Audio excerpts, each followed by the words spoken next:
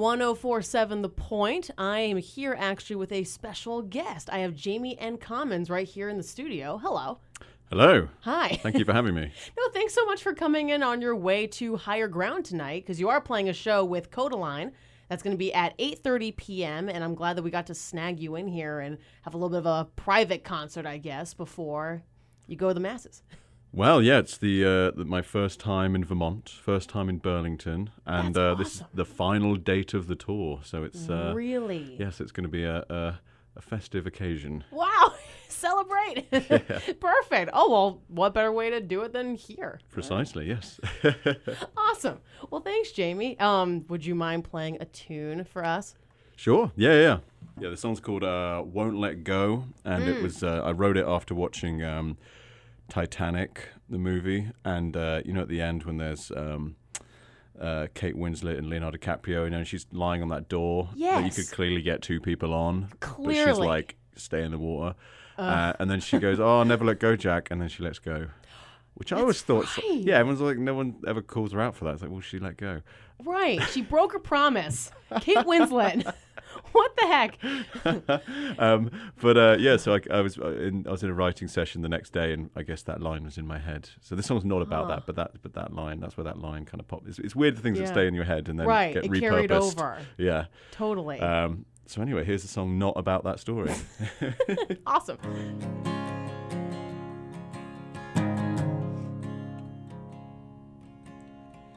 Oh, my love, we're here again. It's over now. This isn't the end. Your early life, a helping hand was out of reach. So let's begin again. If I can't change, then you can change. But I can't change what you won't change. If you don't let go, then I won't let go. Oh, oh, my love, I'm not giving up.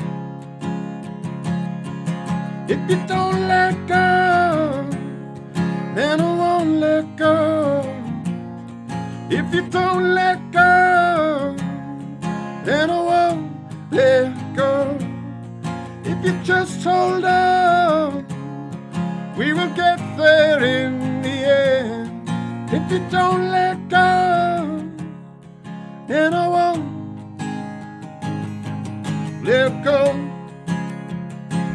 Won't let go, won't let go, won't let go, I won't let go.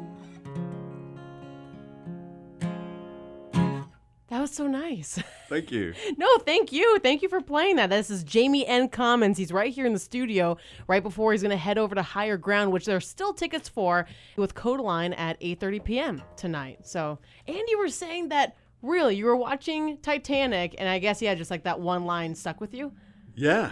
Yeah. I mean, it's. I feel like all songs kind of start with one line, or I write a bunch of songs for other people now. There's this new chap called Lewis Capaldi, which I heard he just went top 20 over here with his single. So I co-wrote the lead single on that one with him. So I've been kind of getting a name for writing songs as well. But yeah, I think they always start with one little line like that. Yeah. And then it always gets repurposed into some of the story on it. But, it's like, oh, I don't think I've heard that in a song before, and then you just kind of go off from there, really, yeah. I feel it's always about letting go, not I won't let go. Kind of a thing. Yeah. So it's kind of like a cool, interesting twist on, I think it's a stereotypical line. It's like, oh, it's like a different take on it. Yeah, you got to find coming at a different angle, I guess. Right. I mean that was not the cleverest one. I'm not like that's but yeah. I think it's pretty clever, personally. It's a bad example to be like, won't let go. If I won't let go, then you won't let go. But yeah. But it's awesome. I mean, better than I could have done. So. Well, simplicity is key, I suppose. That's Simplicity is It'd be key. as simple as you possibly can be without sounding too simple. Yeah. That's it. Right. That's the line. That's the perfect line. It's very Beatles. I feel like the Beatles to me were really great at writing and creating songs that were very simplistic, yet you immediately understood what Definitely, yeah. the topic was or the feeling, or they really encapsulate it in like 2 or 3 minutes, like sometimes not even. Yeah. And then there's like Rocky Raccoon. Right. And you're like, what the hell's Rocky Raccoon about? Is it about a cool raccoon? Because that's cool as well, you know. What? He's in a saloon, but like he just tells the doctor, I didn't, it's barely a scratch, whatever. Right. It's interesting. Long story short, it's interesting. It's interesting. Favorite Beatles song? Oh, that's a really great question.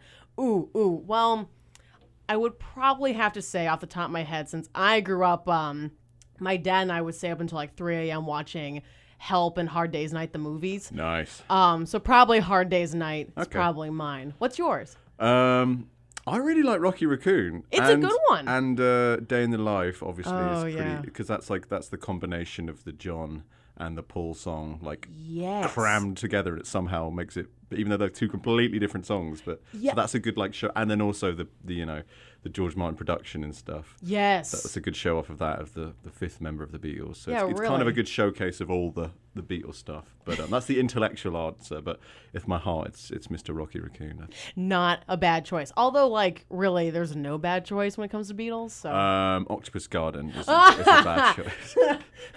When they got weird, right. Yeah, that's fair. But I did want to ask you too. Like you said that today is the last day of the tour. Yes. Which is really exciting. How was the rest of the tour? How's it been? Brilliant. Yeah, it's been around the northeast of this fine country, and there's been a lot of states I haven't really seen before. It was me and my keyboard player Jeff have dubbed it the unofficial name is the #Lobster Roll Tour. So we've been going around getting a bunch of lobster rolls. Obviously, it hit peak lobster roll in Maine, Portland yesterday. Bet. Yes. So we had a few, to be fair, a few too many. But can I get a number? I had 2. Okay. But then we also had steamed clams and some oysters and stuff. So it's just been the seafood tour. That's rock and roll for you guys. That's the new rock and roll right there. Just eating seafood. It's the risk you have to take for music and good seafood. It's the kind of wild and crazy guys we are, I guess.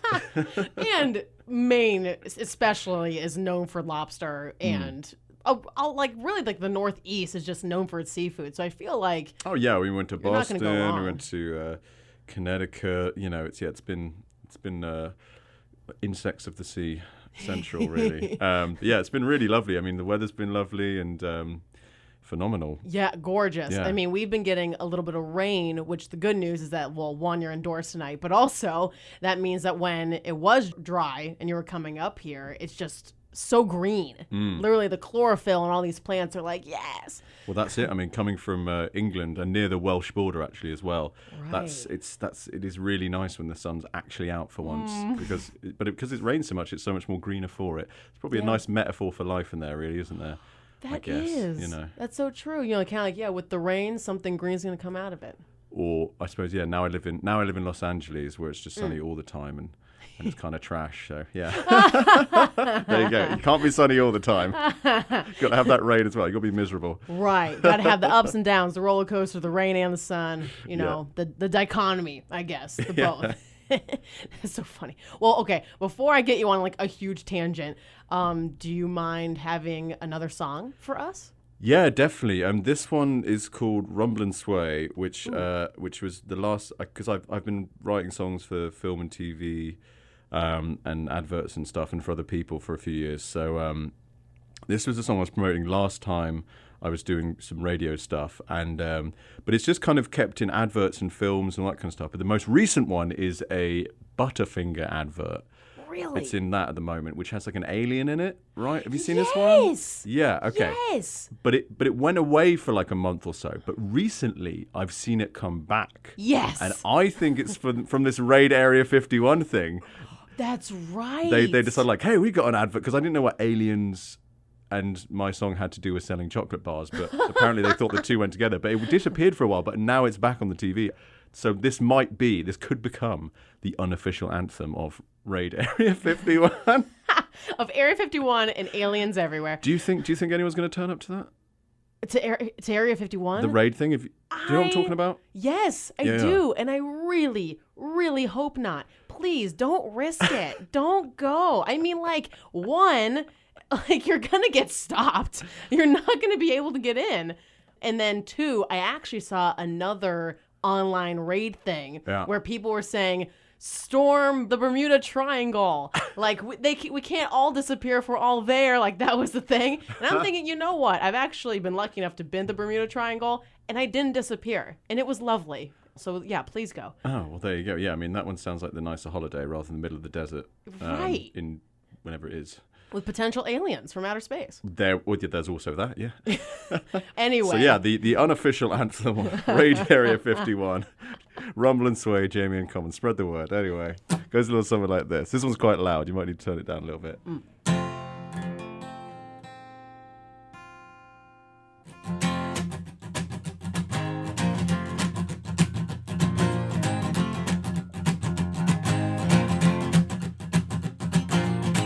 One look, twice bold, 3, 4, when she looks at me, held up, let down.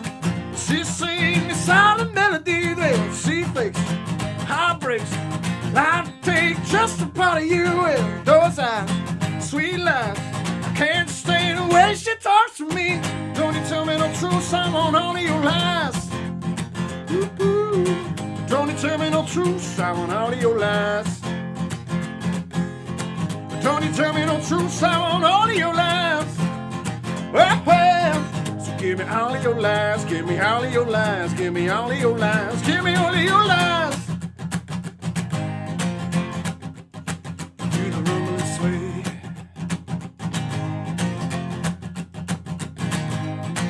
One look, twice bold, 3, 4, I'm on my knees for her, yeah. Held up, let down. She's singing me silent melodies, well, she fakes, heartbreaks. I take just a part of you, well, those eyes, sweet lies. I've been drowned enough for you. Don't you tell me no truth, I won't honor your lies. Don't leave your money at home, just a word to the wise. Don't you tell me no truth, I won't honor your lies. Well, give me all of your lies, give me all of your lies, give me all of your lies, give me all of your lies, give me all of your lies, give me all of your lies, give me all of your lies, give me all of your lies. I'm doing the ending with the band, and this doesn't make any sense, this bit. But imagine some drums. Lies. Huh. Rock on. That was awesome. With a little bit of imagine some drums and other instruments here. You're getting the point, WNCS. We have Jaime N Commons here in the studio. And just thanks again for coming here and visiting us before you head over to Higher Ground tonight. Yes, come down for the festivities. It's the last day of school. The last day of the tour. Yes. Yeah, with Codaline, and it's going to be at 8:30. There's still tickets, I hear. And I guess I just wanted to ask a few more questions before I know you have to head on out here and get to Higher Ground. Well, so initially, when you were telling me that this is the first time you were in Vermont, and I know you are originally from across the pond. Mm-hmm. Initially, I was going to be like, welcome to the U.S. But then I quickly learned that, you're currently in L.A. and you even lived in Chicago for a few years of your childhood, right? Yeah. I grew up in England, and then when I was about 5 or 6, I moved over to Chicago for about 6 years. So I'm a little bit, there's a little bit American in me. Yeah. I was doing the Pledge of Allegiances and stuff. Yes. Learning American history. Do you find that it's a little confusing in your brain? Just I guess the different tidbits kind of all meshing together from the different cultures and stuff? Yes and no. I think we're quite similar, really. We've got different accents, but, Right. I mean, we're a bit more, la-di-da, I guess. But I don't know. I really feel like even though I've got a very English accent, I think I do feel really rather American, and actually like really quite obsessed with American history and Civil War and all that kind of stuff, and architecture as well. Like I really like American architecture and all that kind of stuff. So it's weird. Awesome. Yeah, I'm a bit of a mixed up person, but yeah. A mixed up person. Yeah. No, but like that's awesome. And it's cool because I think that was around the time, well, just like you being so integrated with the US that that's how you got into like the blues and the folky and the rock and roll sort of a vibe. Well, that's right? it. Yeah, I mean, I suppose that's probably the first thing I should mention of the American things I'm into. Yeah, blues and jazz and the whole tradition, really. And that's how I got into doing what I was doing. Really, was an obsession with old blues, and kind of the older the better. What kind of blues do you love? The more that it was not meant to be recorded, the better. Like there was this man called Alan Lomax who was funded by Congress to go, and he had to really convince them to give him a budget to go and capture this music from the South. Old blues guys, chain gangs, Appalachian folk music, kind of everything. Totally. And thank God that he did, because this we never would have heard this tradition might have died out and been forgotten. But I love listening to those old recordings because it wasn't meant to be. When the person wrote it, they weren't like, okay, how's this going to work on radio? Or like, I'm going to be a rock star. It's like, literally, I sit on my porch and I play this, and maybe my kids come listen, like maybe my grandkids come listen to it at some point. But totally, really, this is a representation of our life and my feelings, and it wasn't really intended for other people to hear besides just local people. Yeah, which is interesting. And now it was released.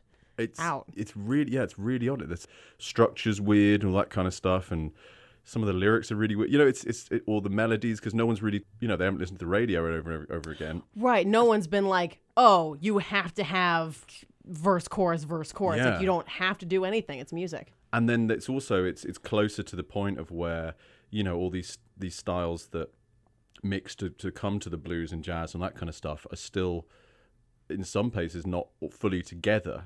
So you hear some Appalachian stuff in the blues, and you hear, some European classical stuff in the folk, it's almost reference, it's almost like a little bit, Mozart-y in there. It's really, really weird little things where it's not fully melded together when when like jazz comes out the other side and you've got Louis Armstrong or something like that, and you go, oh, it's jazz. It's like, or like, blues when you listen to, I don't know, whatever, Eric Clapton or Muddy Waters or that kind of stuff. Yeah. The pre-stuff, there's weird notes in there that if you kind of know about these things, you go, what is that note? What is he doing that for? But then it really like opens up a whole, it's like this whole Dorothy coming into Oz moment. We're like, oh, it's all in color now. It's super weird. And right. Oh, expands the brain a little bit. Definitely. That's I didn't know you could do that. Yeah. Yes. Yeah, totally. I mean, I feel even when I sometimes listen to like Howlin' Wolf, like some of that music, I'm thinking, I don't know where this is gonna go, but I'm liking what I'm hearing, and I love that unpredictability of listening to it. Well, Smokestack Lightning, his biggest song, it's my favorite. It's just one chord. Just the whole way through, it's like down, down, down, down, down, down. It's just him going around the rhythm, changing the rhythm up to all that steady beat, and then it's the then there isn't even a chord underneath. Obviously, it's all just voices kind of stuff. So it's like it is how you change the rhythm up over that beat that makes it interesting. So I suppose it's probably from that kind of tradition or something, that blues tradition of just singing to a straight 4 beat. There's just something really awesome. When literally in that sense of the word awesome, right, awe-inspiring. That when no, his voice is maybe the best as well. It's insane. I love those stories of when he's recording in Chess Records in Chicago, and they had was it 2200 Michigan Avenue. They couldn't have the air conditioner on because it was too loud for the recording session. So it was a room about the size of this, which to people at home is probably, what is this, 10 by 10 foot by 10 foot kind of thing. There's about 4 or 5 guys in there, and it was like Chicago summer, no air conditioning, just absolutely sweaty. Not. And those records sound like that though, like Muddy Waters and Howlin' Wolf. It just sounds like 6 guys are just angry and sweaty in a box, and it's just like this musk about it. It's just so it's so you can hear. Yeah, right. It's just aggression, like authenticity, but like in the best way, in an awesome way. Yeah. I think there's a story about Screamin' Jay Hawkins Right. when he wrote I Put a Spell on You. Yeah. That I think there was some libations happening and he was a little off. And like when like they were recording it, like the record session, like they brought in like fried chicken for the band, like everyone just Right. like having like this grand time. And I guess just on a whim, he decided to do like that screaming Jay Hawkins, like the screaming part of I Put a Spell on You, like Yeah. that part. And then like they got that recorded, and now it's the version or the original version that everyone I hope knows. Oh gosh, yeah. I mean, it's so menacing, that vocal take, isn't it? It's like, It's so good. I mean, hence I guess like after that they kind of went a bit gimmicky, and then like so like on his greatest hits, it's like him in like a vampire outfit, and he kind of went into like spooky songs, like Coming out of a coffin. Yeah. He has like I think like a skull on stage, and but I think I don't want to hold you up. I know that you probably have to get on over to higher ground. I mean, I don't want to. Like, sorry, there's no show. He's with me. We're just gonna talk blues forever. But just thank you again for coming in. This was so much fun. oh, thank you so much for having me. Totally. Yeah. And yes, he is on his way to Higher Ground tonight with Codaline. It's going to be an awesome show, a celebration of the end of the tour, and have the best travels back home, and, you know, and have a great show tonight. I'll be there. Brilliant. All right, see you there. Awesome. Cool. Thanks. Nice.